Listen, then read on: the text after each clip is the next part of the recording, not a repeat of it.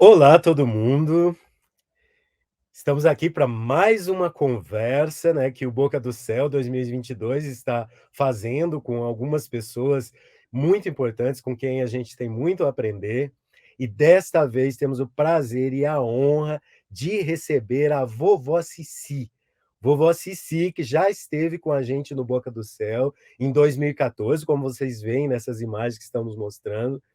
E a vovó Cici, nascida Nancy de Souza Silva, e também conhecida no candomblé como Ebome Cici de Oxalá, trabalha no Instituto Pierre Verger, lá no Centro Cultural do Instituto Pierre Verger, contando histórias para crianças em situação de alto risco, e é uma grande embaixadora, né, da tradição iorubana no Brasil, da memória do etnógrafo fotógrafo Pierre Verger, com quem ela trabalhou muitos anos e pôde legendar com ele mais de 11.000 fotografias das 62.000 fotografias que Pierre Verger fez, né, nas suas andanças entre Brasil e África.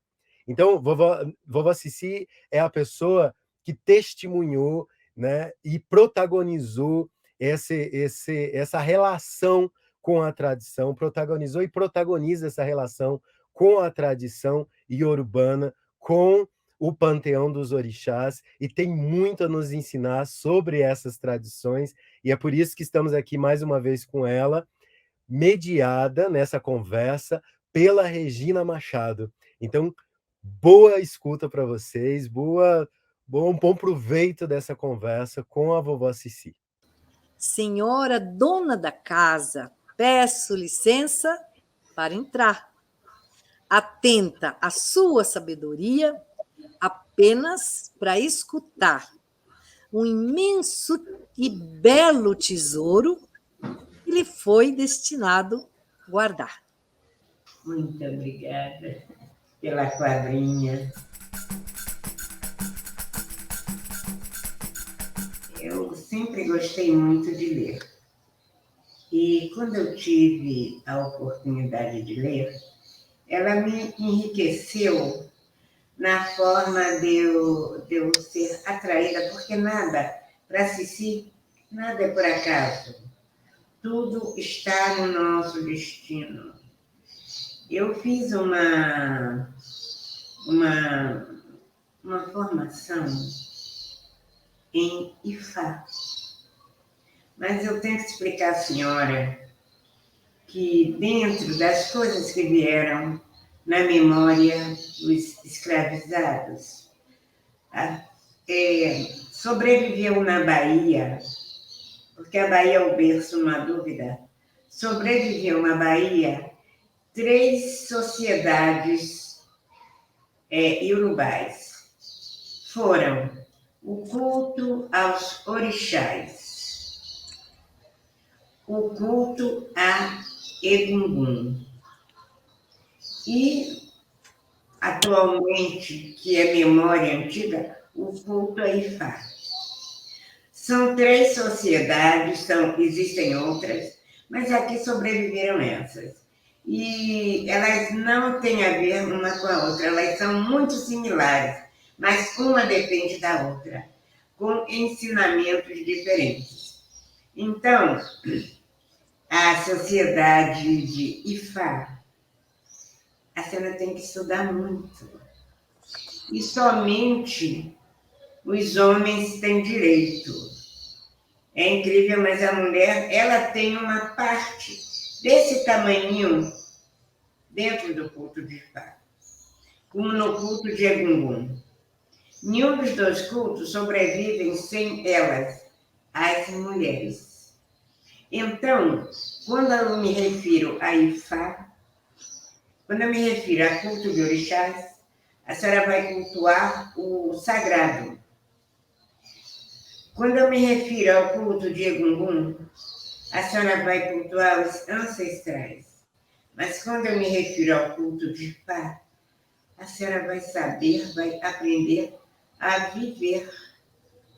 Porque o culto de Ifá é ética da vida, que ensina o seguinte: A senhora vem, nas histórias que vocês já devem ter ouvido eu contar, algumas, por exemplo, da criação do mundo, né? O adivinho chama-se Ifá, e o destino chama-se Olodumare. Um está sempre junto do outro. Então, em Ifá, a senhora começa a aprender a ética, a forma de viver, a forma de entender. Porque a senhora tem, quando. Aí a senhora vai aprender que quando o Olorum cria o ser humano, né? O Batalá cria o ser humano, ele cria o físico, o humano. Porém, o intelectual, que vai ser colocado na cabeça, ele coloca a cabeça e pede tranquilidade e paz à pessoa, aos caminhos daquela pessoa, no momento que ele está criando, né? Ele vê como Nanã, a grande artesã, faz o corpo, os dedos, as mãos, os braços, ela é artesã. E ele observa e ele só vai trabalhar com a cabeça. Então, quando ele começa a moldar, ele vai pedindo, ou seja, a força que temos dentro de nós, que é a força da palavra, que chama-se axé, aquilo que a senhora fala de dentro da senhora, que vem de dentro da alma. Pode ser boa e pode ser ruim. Ela acontece.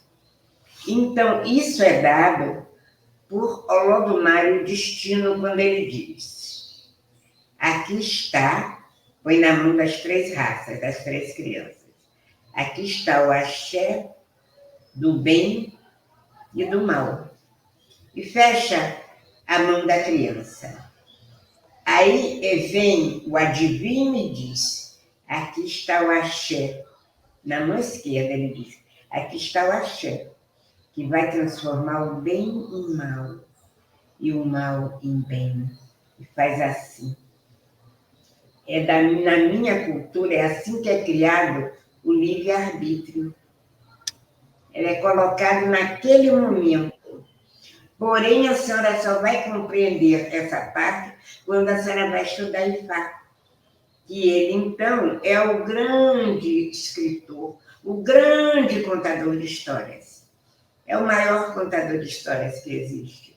Porque, através de suas histórias, ele vai mostrar o comportamento humano, as compensações do comportamento humano. Então, eu era muito jovem e comecei a ler, mas isso ligado à ética e ao comportamento só quando eu fiz Ifá. Eu fiz Ifá e, então, eu não entrei no mistério, porque eu sou uma mulher. Eu só fui um pedacinho. Então, e eu tenho muito medo daquilo que todo mundo tem curiosidade, que é adivinhar.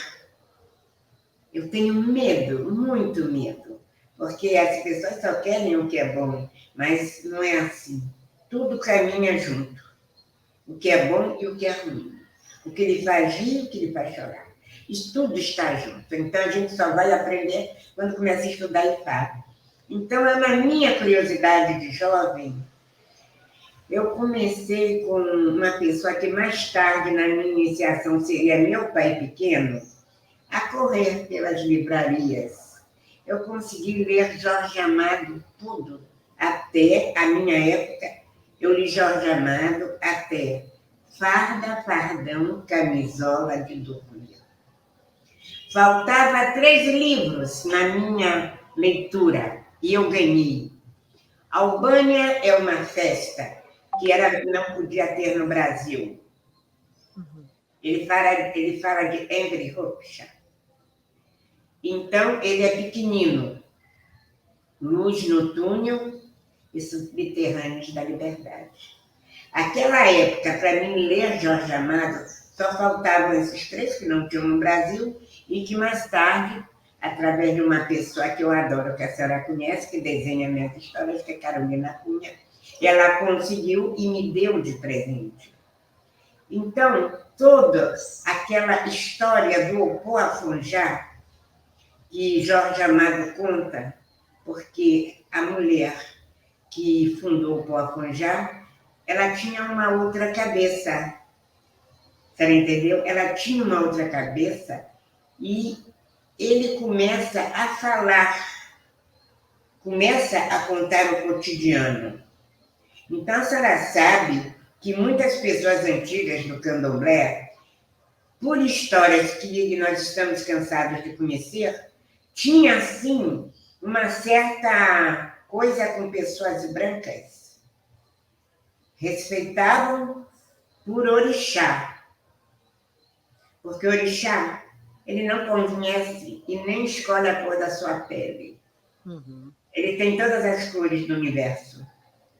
Porém, havia, por histórias que a senhora conhece, aquela situação de quando chegava um branco, as pessoas ficavam assim de lado, olhando.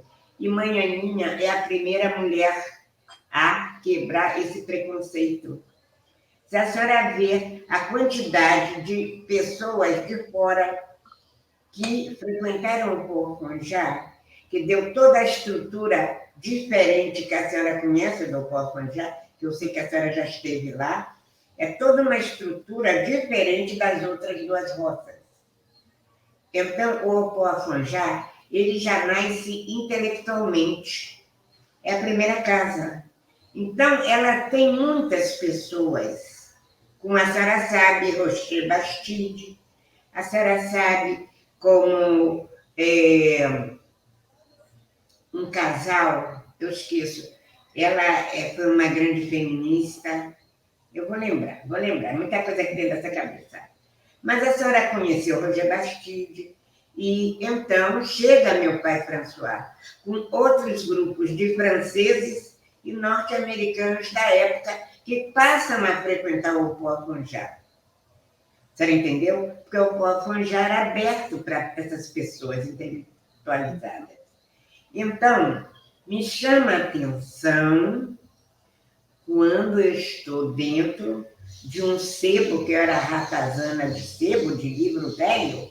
Eu estou ali com o doutor Antônio Leite Rosa, que é falecido, que mais tarde tornou-se meu pai pequeno. Eu começava a querer saber da história. O livro, os livros de escola só falam de escravidão, não falam nada além. Mostra isso. Então, eu queria saber a outra história da minha raça. Então, eu procurando um livro, 2 livros que nós fomos ver lá, que eram de grandes autores da época. E, então, tinha um livro que ele estava com fotos coloridas, mas ele estava quebrado as folhas, estava aberto, assim. Uhum. Alguém tinha visto, mas não Deixa. tinha interessado.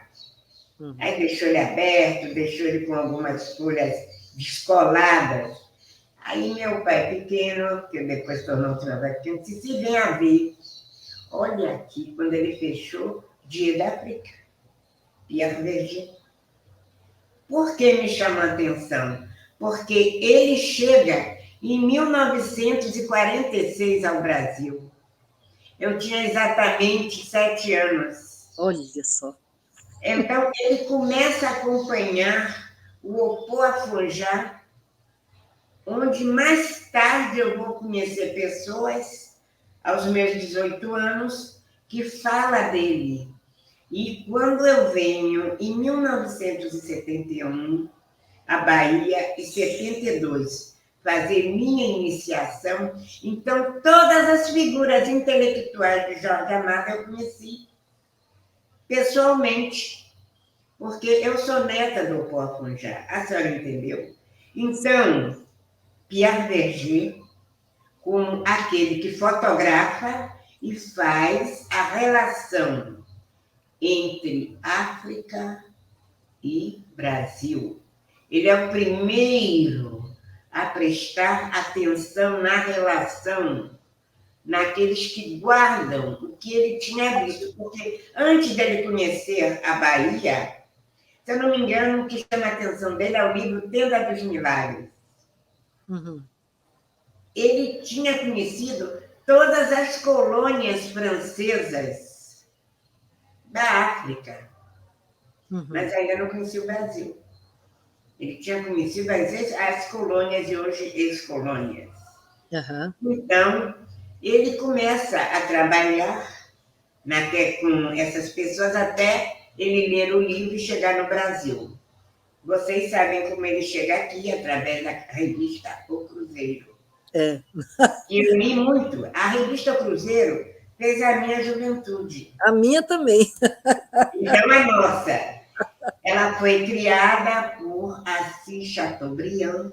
A senhora se lembra que ela foi a primeira e grande revista da América do Sul. Ela era editada em português e espanhol. Sim.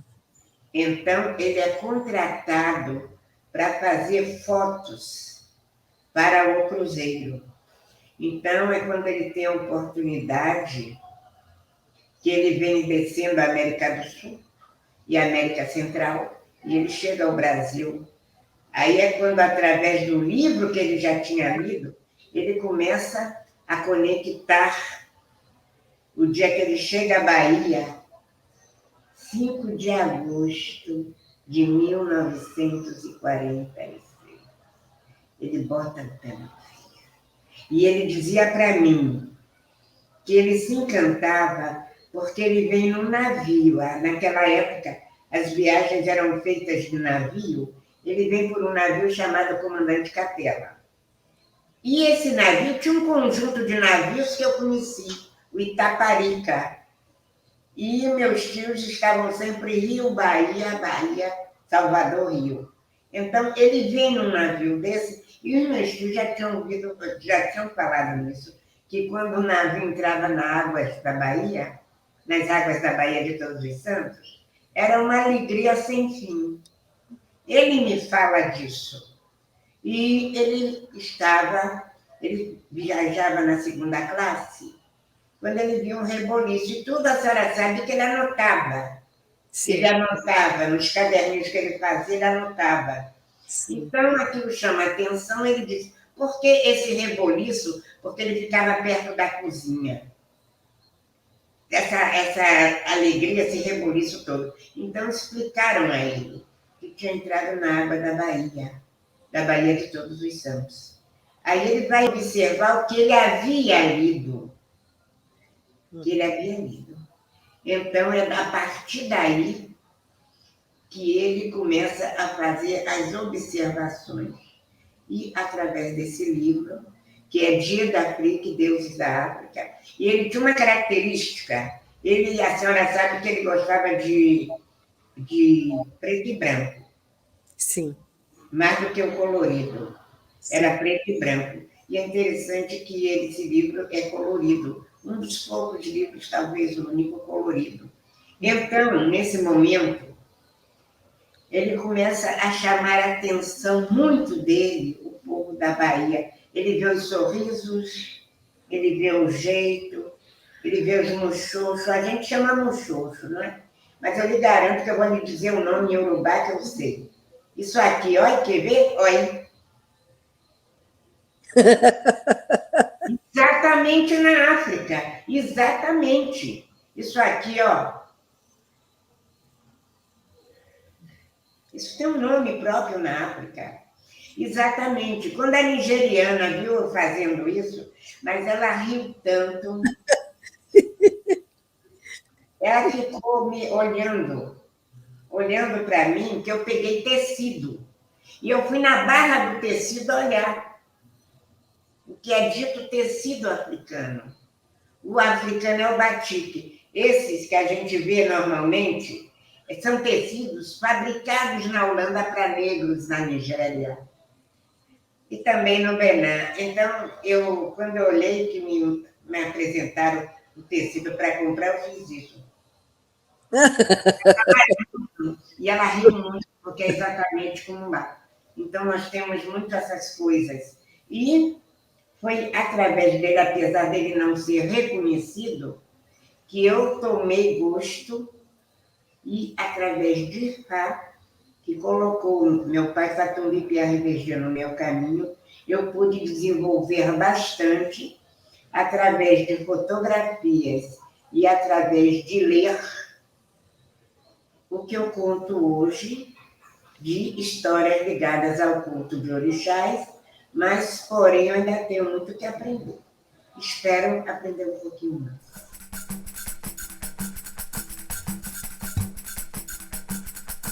Ah, isso é uma história que agora que a senhora vai dar risada. A minha mãe, na menopausa, teve um casal de crianças. Quando a menina tinha 1 ano, nasceu um menino. E a coisa mais interessante, a menina nasceu de pele branca igual mamãe. E o menino nasceu de pele negra igual papai. Ô, minha senhora, um com 1 ano, outro com 2 anos, ninguém acreditava que eram irmãos. Eram totalmente diferentes. E minha mãe era dona de comércio. Ela tinha pensão. Então, ela, como o outro estava pequenininho, não corria, não andava, ela pegou a menina e disse: você toma conta dela e eu tomo conta do menino. Aí eu disse: oh, mamãe, ela disse, ou então eu faço assim, eu tomo conta dos dois e você toma conta da cozinha e do comércio. Claro, eu não ia fazer isso, não tinha capacidade.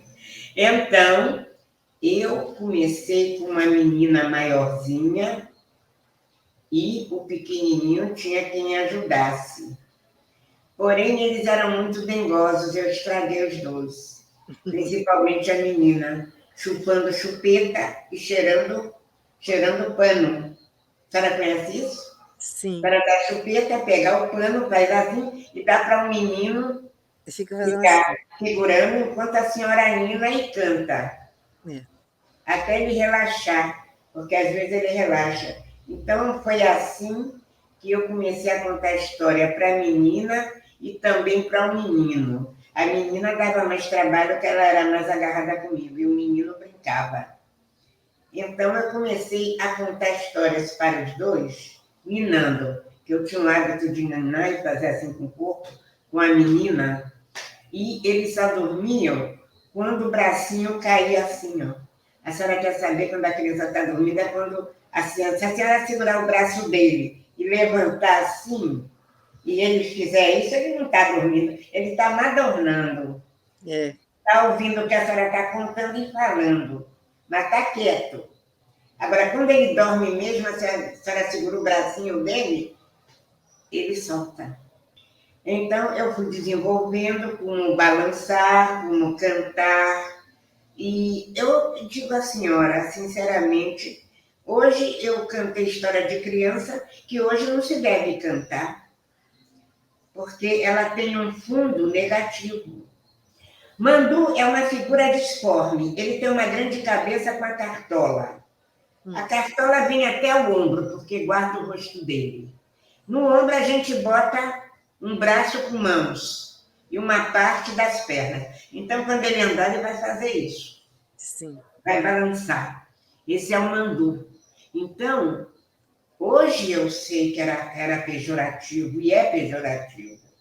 Quando a senhora canta, su, su, su, menino mandu, dos olhos de gato, nariz de peru, su, su, su, menino mandu, dos olhos de gato, nariz de peru. A senhora entendeu? Sim, sim. A senhora entendeu qual é o menino que ela está fazendo dormir? Uhum. E a senhora viu porque o narizinho dele é de peru? A senhora descobriu por quê? Não. Porque é fininho. Ah, E porque ele é mandu? Porque ele é branquinho, os bracinhos são diferentes da raça negra. Era a forma que a negra tinha de cantar na hora da raiva dele para o menino dormir. Isso é pejorativo. Será que teve outro pejorativo que eu fui descobrir? É quando a gente canta assim, João, João Curutu, no pé do murumbu, tá te esperando pra botar no angu. Quer dizer, um negro João Curutu é um negro que está perto de uma plantação de mulungu, que é um feijão, que é uma fava que dá um feijão, eu não sei se a senhora conhece do interior. Sim. Então, assustava a criança de duas formas. Uma, dizendo que o negro ia fazer e acontecer com a criança. A outra, a negra zangada, fazia e falava aquilo para o menino. Por quê? Porque estavam revoltados. Então, cantavam coisas pejorativas. E eu fui tirando isso tudo dos meus irmãos, trocando por histórias de criança. Todo tipo de história. E eu me lembro que eu tinha o meu irmão, ele era bem magrinho, e os dedinhos dele bem finos e compridos. A senhora acredita que ele chupando chupeta, já não era menina, era o menino, Luiz Carlos, o nome dele, chupando chupeta, cheirando o paninho, o dedinho dele enfiando no meu umbigo e dizendo: essa história você já contou, essa história você já contou, conte outra.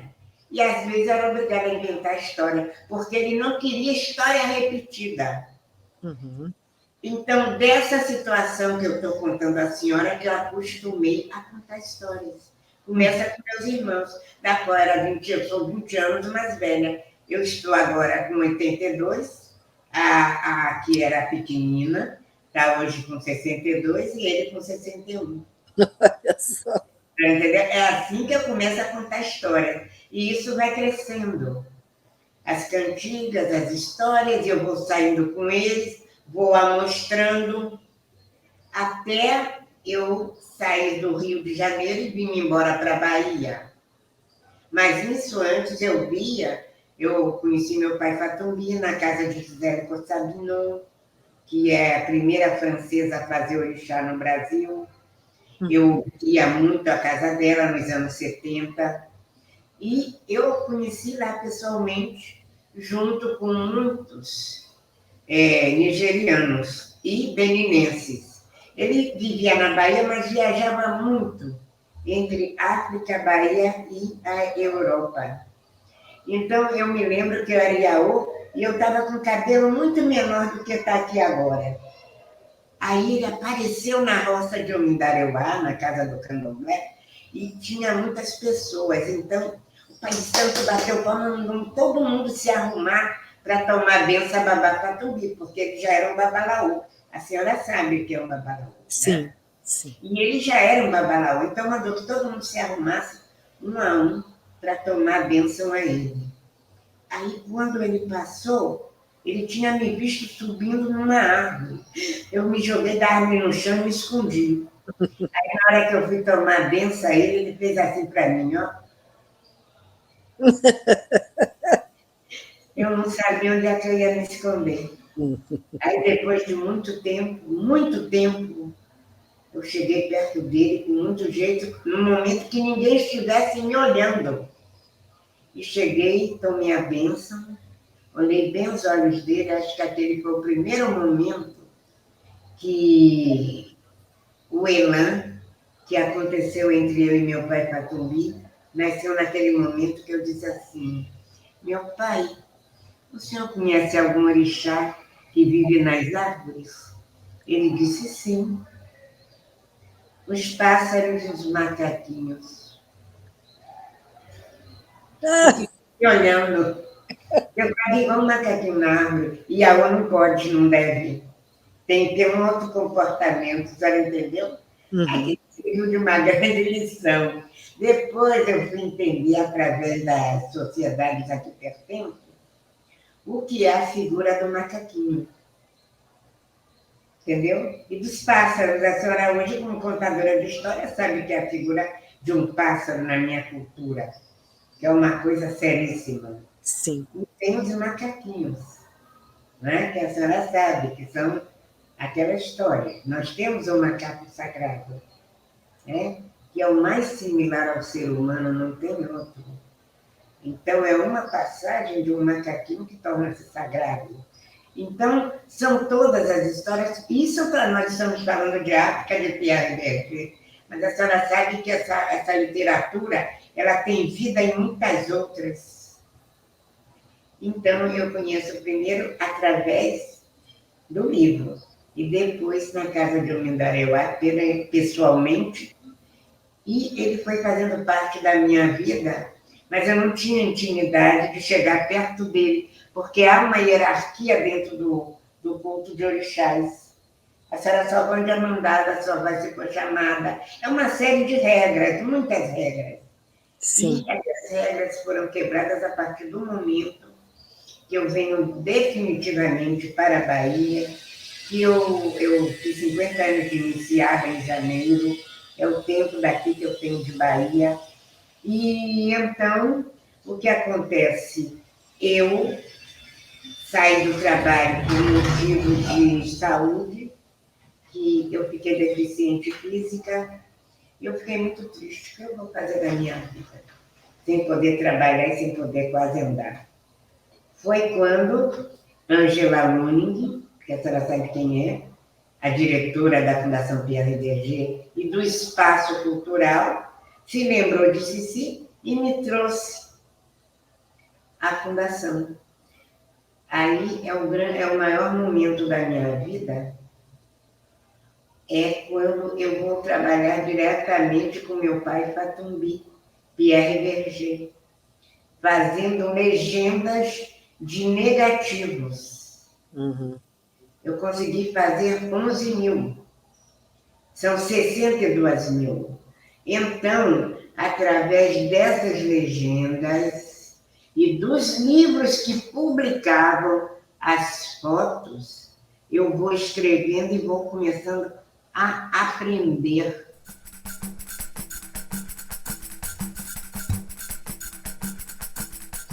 Eu disse à senhora que a cultura iorubá ela é extensa, mas para nós só chegou o que eu me falei. Culto a egunguns ancestrais, culto aos orixás e Ifá. Dentro de uma roça de candomblé, da estrutura do candomblé, a senhora vai falar de orixá. Para as antigas, a senhora tem que entender o seguinte: o orixá tem 3 momentos. Velho,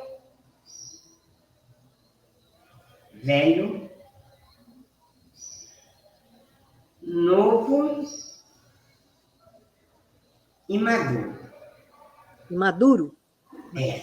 Maduro, como é que eu vou falar para compreensão?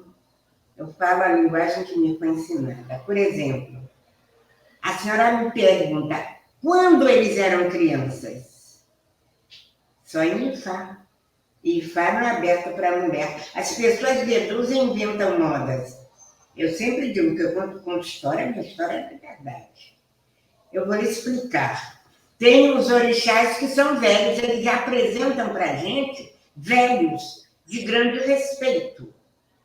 A senhora vai ver na arte iorubá, a senhora vai reconhecer os velhos. Jamais a senhora vai ouvir dizer uma história de Nanã quando era criança. Ela já nos é mostrada como adulta. Porque o Batalá pergunta a ela, quem é a senhora? Ela diz, eu não sei, eu fui criada para o mundo. Ela dá respostas secas. Eu fui criada para o mundo, ela foi criada como uma mulher velha. Entendeu? Então, a pessoa que vai pertencer àquela condição de orixás velhos, ela vai nascer um bebê velho. Ela vai ter a característica de velho toda a vida. Ela vai ser respondona, ela vai ser mandona. Ela não vai gostar que a senhora fica falando na cabeça dela, ela vai gostar de impor ordens. Aí a senhora vai dizer, o orixá dessa criança é velho. A senhora deve ter ouvido na sua vida. A senhora vai ver pessoas idosas eternamente jovens. A senhora vai dizer, O orixá dela é novo, é menino, é menina, porque a pessoa vai ter característica. Agora, se a senhora vê que for um orixá maduro, são pessoas bem equilibradas. Elas nem são tão crianças e nem são tão ranzinzas. Elas vão ser equilibradas. Agora, a senhora perguntou para mim, para eu falar para a senhora, uma história, eles, sendo pequeninos, eu sei que se quase não conhece. Conheço de Exu, que a gente... Eleguá é a forma hispânica de Legba, porque o nome dele, Legba, é Fum, é Jeje. Eleguá é a forma com que os iorubás de Cuba chamam Bará. Bará é o Exu do destino da gente. Uhum. Toda pessoa nasce com aquele jovem que vai à sua frente, tirando o mal. Vai tomando conta da esquerda e da direita, da esquerda e da direita. Ele vai em sua frente. Agora, quando a senhora fala de Exu na sua forma infantil, a gente só conhece pequenininho, que eu saiba, olha, pequenino, Exu, com Iemanjá, a senhora conhece a história. Sei. Bom, a senhora ouve falar de Ibeji. Sim. Gêmeos. Os Ibejis já é uma outra história. Ele pertence, porque no céu tem sociedade de criança. Ah, Tem uma sociedade de crianças. Isso eu já aprendi em Ifá, porque as antigas não falavam para a gente. A senhora acabou de dizer. Não podia escrever nem falar. Mas Ifá, a senhora tem que estudar e ele fala, para poder a senhora entender o comportamento e a ética da pessoa. sim. Aí a senhora não vai ver em culto de orixá, a senhora vai ver em Ifá. Entendi. Tá? Então é quando conta que existe uma sociedade no céu que chama Egbeorum. Chama como? Egbe, em Urubá, quer dizer sociedade. Orum, céu. Céu. Egbe-Orum, a sociedade do céu. Então, nessa sociedade, a cabeça, quando está sendo gerada no corpo da mulher, ela já escolheu daquele Egbe quem ela vai trazer à Terra. No Egbe-Orum temos o que a senhora conhece muito bem, Ibeji, nascido de 2. Ibeji, gêmeos. A criança que é gêmea nasce, chama-se Ibeji. Eji é o número 2 em Urubá. Okay. Uhum. Sociedade de crianças nascida de 2. Depois vem uma sociedade, a senhora já ouviu, que está cansada de ouvir essa palavra, as crianças Abiku. Não. Nascida para morrer. Ela, antes de nascer, ela escolhe como ela vai voltar para o céu. Aí é uma história comprida que outra hora, eu não sei se dá tempo de contar, que hoje criança. Eu falei falando da sociedade das crianças. Sei. Então, Ibeji, nascido de 2, Abiku, nascido para morrer. Nós temos os Abanos, que são essas crianças lindas com síndrome de Down, que são totalmente diferentes e especiais. Tem a criança que é Mussô, que são essas crianças que a senhora vê, ela conversa, ela vê fada, ela vê princesa, e ela quando está, ela faz esse gesto, a senhora não vê ninguém, ela está vendo e está fazendo, está contando. Chama-se Mussô. E o último, o número 5, é Imerê. O que são os Imerês? São aquelas crianças que botam fogo na casa. Quebra as coisas dentro de casa. São irrequietas. Tudo que a senhora fazer, ele vai imitar exatamente a senhora. Isso é uma sociedade de crianças. é ligado a IBG, a IFA. Então, essas crianças que nascem, elas trazem essa característica do céu, dessa sociedade que vive no céu. Se a senhora disse, qual desses orixás quem é ali que é orixá? Bem, orixá que a gente cultua e deixa. Porque são gêmeos nascidos de 2. Sim. Eu tenho a história, porque se cultua beijo. Se a senhora perguntar, não é um acidente, é uma sociedade secreta do céu. Aí a senhora pergunta, e então, os ibejos que são chamados na sincretismo Cosme e Damião, o ibeje, a criança gêmea, por si, eles dizem, simboliza sorte e prosperidade. É totalmente diferente. Ele vai trazer prosperidade e alegria para a senhora. Então, a senhora vai cultuar Cosme e Damião. Se a senhora fala de uma criança abano, que é a criança com síndrome de Down, ela vai trazer tristeza e infelicidade para a família. Isso é muito profundo, porque uma criança que ela nasce com síndrome de Down, dentro da minha cultura, vai dizer que a mãe grávida passou meio dia na encruzilhada ou passou debaixo de um pé de árvore cuja estava ali olhando. É uma porção de... Uma coisa vai puxar a outra, entende a senhora? Sim. A senhora tem história em Ifá de criança, uma criança que a senhora não vai gostar nem que eu conte a história dele para a senhora. Que é Xangô. Ele pintava, ele aprontava. Era o filho do rei. Era um menino que se juntava com outros meninos e fazia coisas erradas. Eu não posso pegar o exemplo de Xangô para contar com um menininho pequeno, ele aprontava, mas ele tem uma volta na vida dele e se transforma em um grande rei, o rei da justiça. Mas é na literatura que a senhora vê dizer que, como menino ele aprontava, criança Xangô. E Exu. E tem uma pequena historiazinha de Ogum, que tudo que a mãe falava para ele botava a mão assim. Não, não é assim. Eu vou fazer assim. Pequenininho. Sabe o que a mãe fez?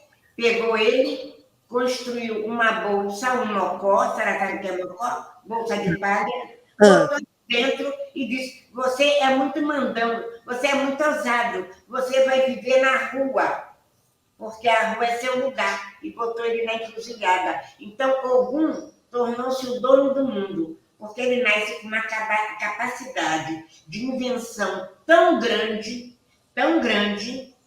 que ele é considerado o senhor de toda a tecnologia que existiu, que tem agora, mas ainda vai existir muitas outras. Ele é o dono. Ele foi, isso é história de criança, que a gente sabe que ele foi colocado ali. Ele era pintão. Já Exu, não. Exu era dengoso. Exu, a mãe fazia vontade a ele porque ele era carinhoso. E deu no que deu, ao ponto dela, a senhora conhecer a história, e ela fazer vontade à criança. Eu contei essa história às minhas crianças da Fundação Pierre Berger. Aí eu disse assim, por que será que a mãe que fazia tanta vontade ao menino, finalmente ele pediu que queria comer a própria mãe, engolir a mãe com um alimento? Por que ele teria dito isso? Sara, sabe o que foi que a criança me disse? Ora, minha avó, ela deu ousadia demais a ele. Isso uma criança. Depois eu vou contar assim, a senhora uma outra história que deu-se comigo na pandemia, da criança, me ensinar. Oxum, tem uma Oxum que ela é adolescente. A senhora sabe como é uma adolescente. E essa Oxum, Ela fez coisas da terra tremer. Uhum. Mas coisa da terra tremer. Se ela não fosse tão poderosa como ela é, eu não sei o que aconteceria com o mundo. E ela ainda dá risada.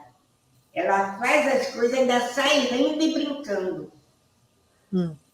Mas é o momento que eles explicam a gente, pega Oxum, chama-se Oxum Acará, pega esse tipo de Oxum para dar exemplo do comportamento do adolescente, quando a senhora passa coisas com o adolescente. Uhum. Exu pequenininho, eles tomam, falam, quando a senhora vai falar da mãe que não dá limite ao filho.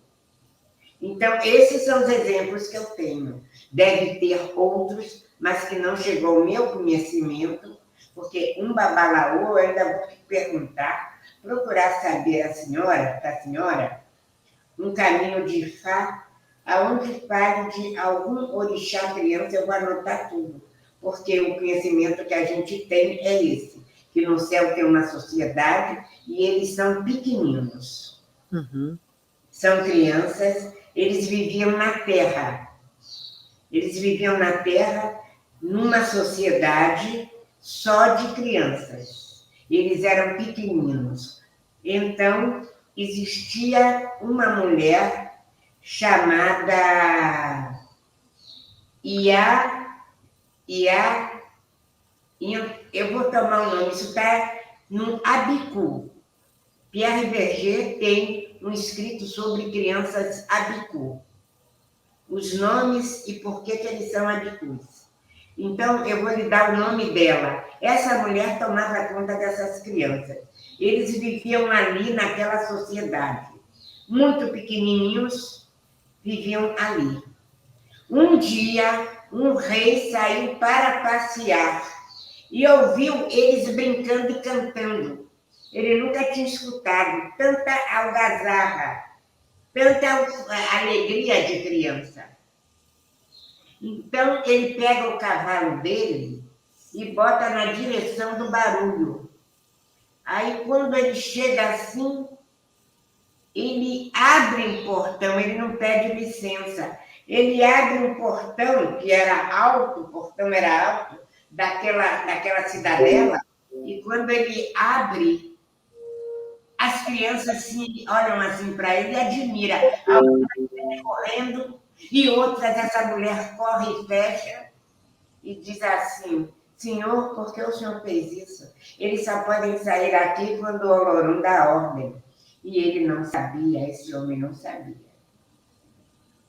Ele não sabia. Então, a partir desse momento, que esse príncipe, ele chama, acho que é Adjali, eu vou anotar. As crianças fogem. A partir daí, esses espíritos criam crianças com esses comportamentos que a senhora vê. Mas ela diz para as crianças que fogem, vocês voltarão para a sua sociedade, para o seu mundo infantil? Eles dizem, primeiro eu vou querer me casar, e no dia do casamento eu volto. O outro dizem, primeiro eu vou querer ser rico, e no dia que eu tiver muito dinheiro eu volto. A senhora sabe como eles voltam? A senhora já viu muito isso. Eu mesmo já vi. Por exemplo, no dia que eu me casar eu volto. Ele casa e morre na noite do casamento. A pessoa se torna muito rica, morre de acidente. A senhora, se for procurar saber coisas assim diferentes, que essa... mas, meu Deus, essa pessoa tinha tudo. Não é possível. Ela, antes de nascer, para ela voltar à terra das crianças, ela escolhe a forma. Ela já escolheu. Entendeu? Aí elas voltam assim. Isso é que é chamado nascido para morrer, que é o Abigu. A senhora só salva ele se a senhora descobrir um nome sagrado e colocar nele. Sim. Eles são muito especiais. Eu mesmo tenho um bocado na minha volta. A senhora já viu a Fundação Pierre Berger? Sim. A senhora se lembra que a senhora viu uma porção de pipas e uma porção de bandeiras? Eu fui uma vez só, não lembro. Uma porção de pipas. O lugar que eu trabalho tem mais de 50 pipas coloridas e a cauda dessas pipas, elas são unidas uma na outra e muitas bandeiras.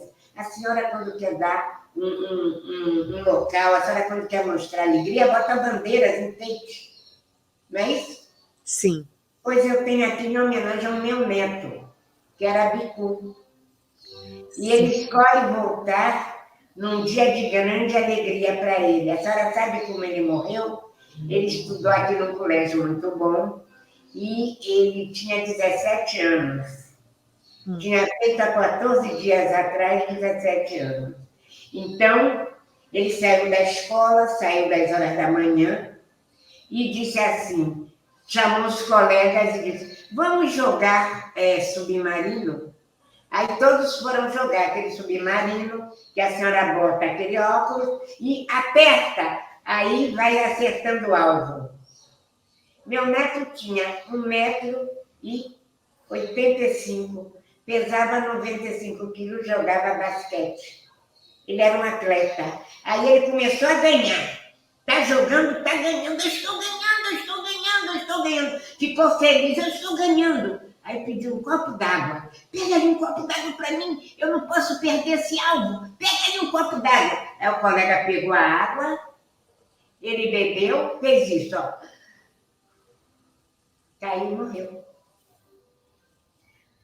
Ele, quando ele queria que eu levasse ele para a fundação, ele soltava uma raia.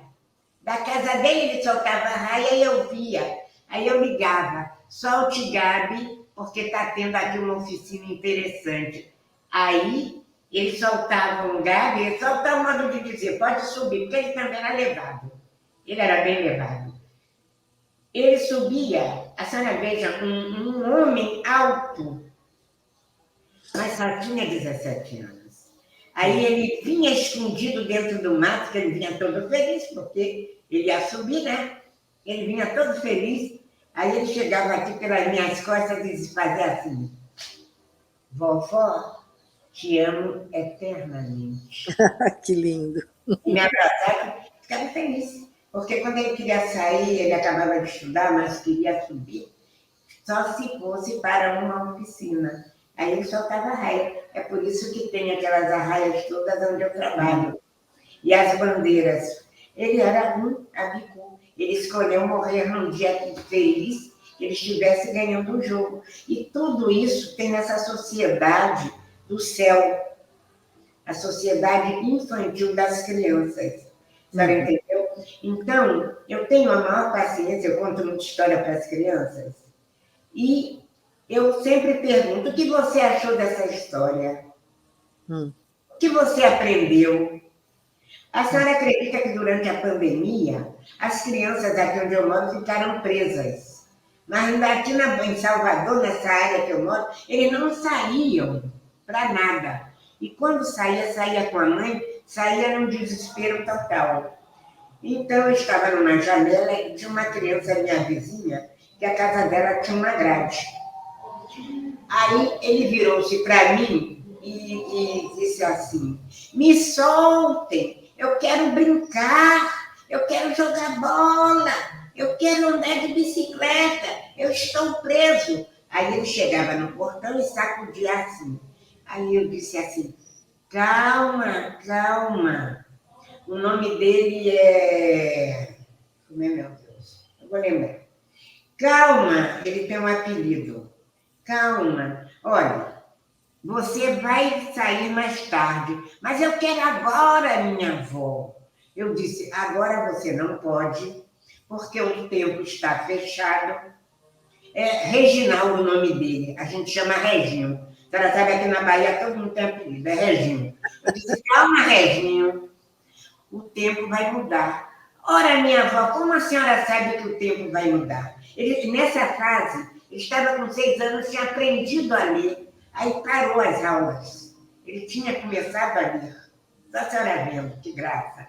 Aí ele disse assim, Como a senhora sabe, minha avó? Olha, vai chover, quando a chuva vier e parar, e tiver tudo seco, eu falo com sua mãe para deixar você dar uma volta. Aí ele virou, como a senhora sabe que vai chover? Eu disse assim, porque o serviço de meteorologia vai ter muita chuva agora de tarde. Aí ele virou-se para mim e disse assim, ora, minha avó, eles são Deus para saber se vai chover ou não? Aí eu disse, eles estudaram, Regina. Eles estudaram o vento, os astros, eles sabem se vai chover ou não. Bom, essa cena passou, ele se conformou. Quando chega no outro dia, não teve chuva nenhuma. Aí, de manhã, eu virei, dona Regina, acredite. Ouvi a voz dele. Aí eu disse, Reginho, ô Reginho. Aí ele veio, o que foi, vovó? Eu queria te pedir desculpas. Ele disse para mim, por que, vovó? Porque você tinha razão. Realmente não choveu. Aí ele virou-se para mim e disse, viu, vovó? Eu não disse que eles não eram Deus? A senhora veja, a criança me ensina todo dia, toda hora.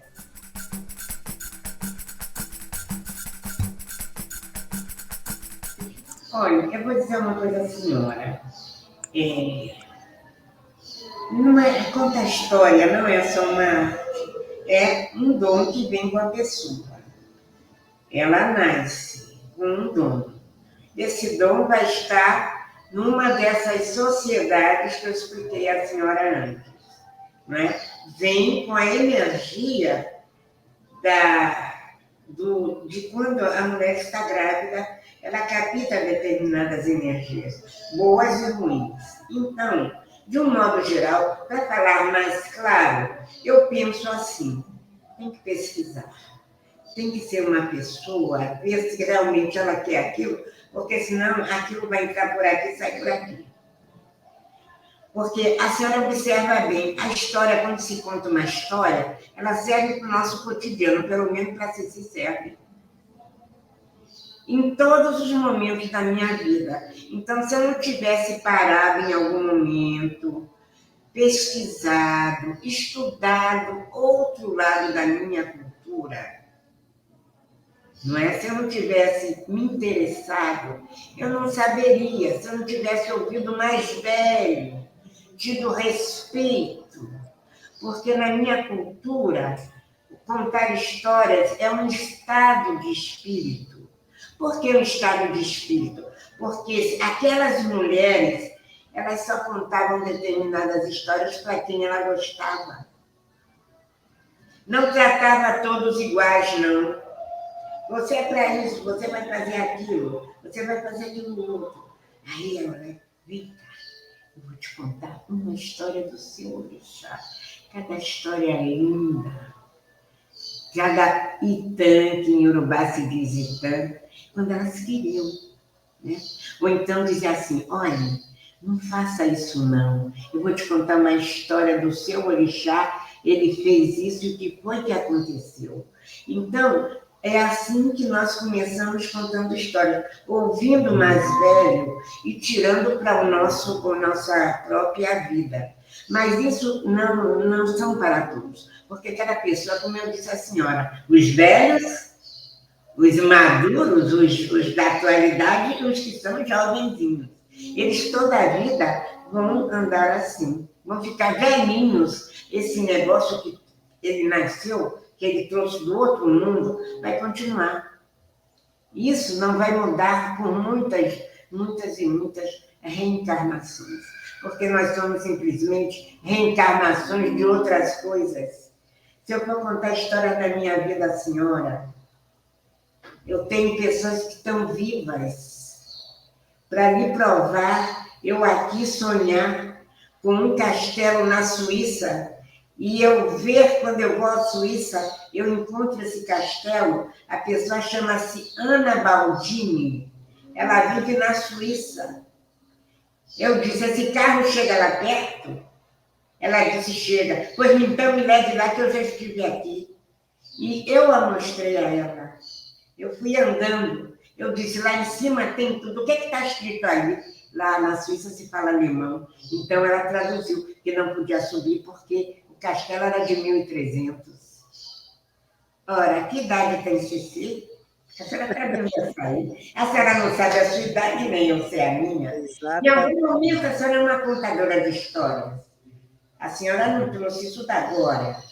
Isso já é de outras vidas, onde a senhora, em sonhos, e todos que estão nos ouvindo, muitas vezes, eles misturam a realidade com um sonho. Em alguns momentos ela não sabe se ela sonhou ou se realmente ela viveu aquilo. Eu consegui identificar fora daqui. E eu tenho certeza que vocês irão em lugares fora do país, em outros locais, e vocês vão dizer, eu acho que eu já estive aqui. Isso são os contadores de história. Isso são aqueles que renascem, que vêm de muito, e muito, e muito, e muito tempo atrás. Que se adapta, que a senhora bota uma roupa, a senhora vê que adapta na roupa. Ela foi naquele tempo. Ela vai levar uma coisa contando uma história de Europa. A senhora vê o jeito que ela conta quando vocês fazem a apresentação. Uma vai ser melhor que a outra na apresentação, porque ela já foi aquilo que ela está fazendo. Então, eu creio que contar histórias, a senhora interpretar uma história, já nasce com a pessoa. Escrever uma história, ela já passou como personagem dessa história. E é diferente o contador de histórias do ator e da atriz. Porque esses, às vezes, vão treinar para representar. E, muitas vezes, o contador de histórias, ele representa, de alguma forma, quem está fora que pode dizer, está assistindo, cada cabeça vai ver uma coisa naquele contador de histórias. Vai interpretar uma coisa diferente. Porque ele é capaz, o contador de histórias, o ator também, se ele conta a história e ele representa a história, para mim ele é capaz até de levitar, viu, dona Regina?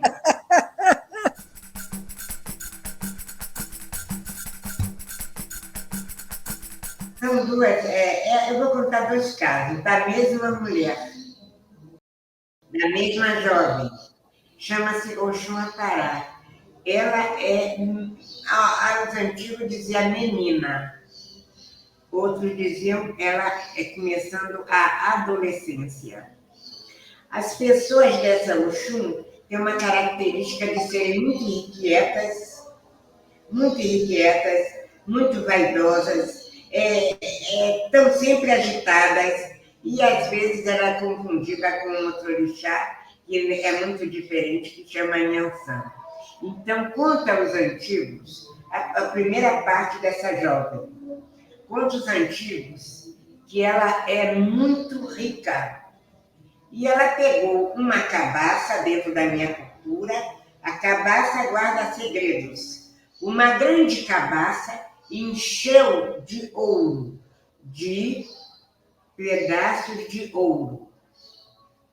E ela saiu muito linda, toda jovem, como qualquer jovem, e foi à casa do orixá mais perigoso do mundo. É Ogum. E ele estava na forja. Aí ela chega muito bonita, com aquela cabaça, e para. Ele está na forja, bem sério. Aí ele pressente alguém parado na porta. Aí ele olha. Continua na forja.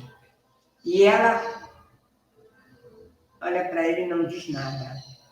Ele continua e ela olhando para ele. Ele se sente incomodado, porque ele é assim, a natureza dele, e pergunta o que ela queria. Aí ela vem toda gingando e bota aquela riqueza na frente dele e diz: eu preciso do seu serviço como ferreiro. Aí ele diz, o que você quer de mim?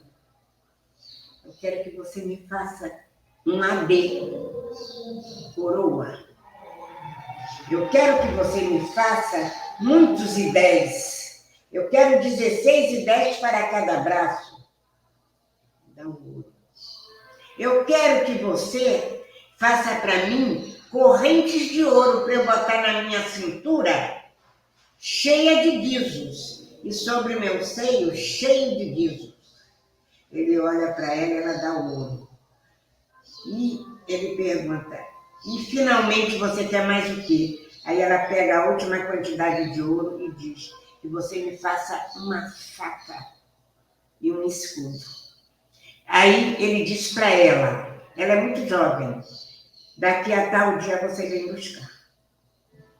Aí, quando chega no dia certo, ele já fez todas as ferramentas. E ela vem com outra cabaça. Aí diz assim, aqui é o meu pagamento, uma cabaça cheia de ouro. Agora, cadê minhas ferramentas? Aí ele vai e diz, aqui está. Aí ela diz, cadê a minha coroa? Aí ele bota. Cadê as minhas joias? Ele bota. Aí ela vai, cada vez que ele põe uma coisa, ela vai andando de costa de frente para ele, ela já pagou. E cadê a minha faca? Aí ele vai, olha para ela e dá a faca. Aí quando dá a faca a ela faz assim e diz, venha! Quando ele diz venha, ele abre os olhos, ela diz venha, e quando ele vai em cima dela, ela com a faca assim, ela dá uma risada, se transforma em água e desaparece. O que é que você aprendeu aí? O tipo da menina irresponsável.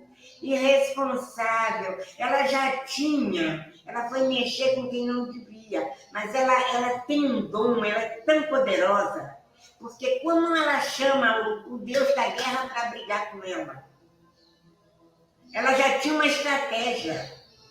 Ela é uma jovem inteligente. Essa é uma história de uma menina que tem o dom da inteligência, que tem o feitiço dentro dela, uma pequena feiticeira. E aí ela vira água e desaparece. E a outra coisa que essa mesma menina fez, ela ficou escondida e viu quando Exu comprou 21 animais, 21 animais, 21 galos. Aí ela disse, o que será que Exu vai fazer? E ficou escondida. A menina ficou escondida. Aí viu ele chegar, limpar todos os galos, assar um por um, colocar numa folha bonita e fazer um círculo. Ela ficou olhando. Aí ele disse, agora eu vou chamar os meus amigos para comerem comigo. Aí ele sai e deixa aquela bela mesa posta. Aí ele vai chamar os 21 amigos e diz, eu assei, eu tenho um banquete para oferecer a vocês. Aí eles vêm cada um dizendo, opa, você é um grande amigo, você lembrou da gente, há muito tempo que eu não era convidada para uma festa e você vai fazer essa festa para a gente. Só que quando ele saiu, sabe o que foi que a menina fez? Comeu o peito de todos os frangos. Só deixou cabeça, pescoço e carcaça. A parte de carne, ela comeu tudo e se escondeu.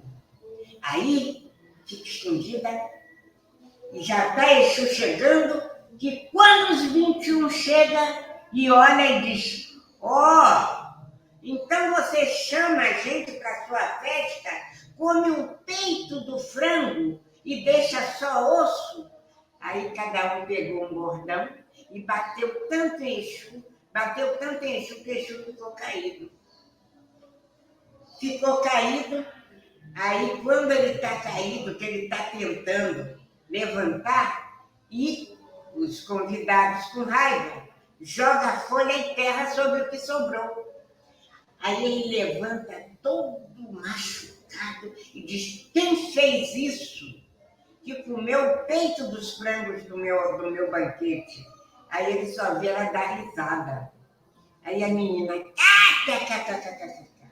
Aí quando ele vê a menina correndo na frente dele, toda enfeitada, ele diz: eu não posso fazer nada contra você, mas as suas filhas eu perseguirei até a morte. Você sabe o que quer dizer isso? Você sabe o que quer dizer isso?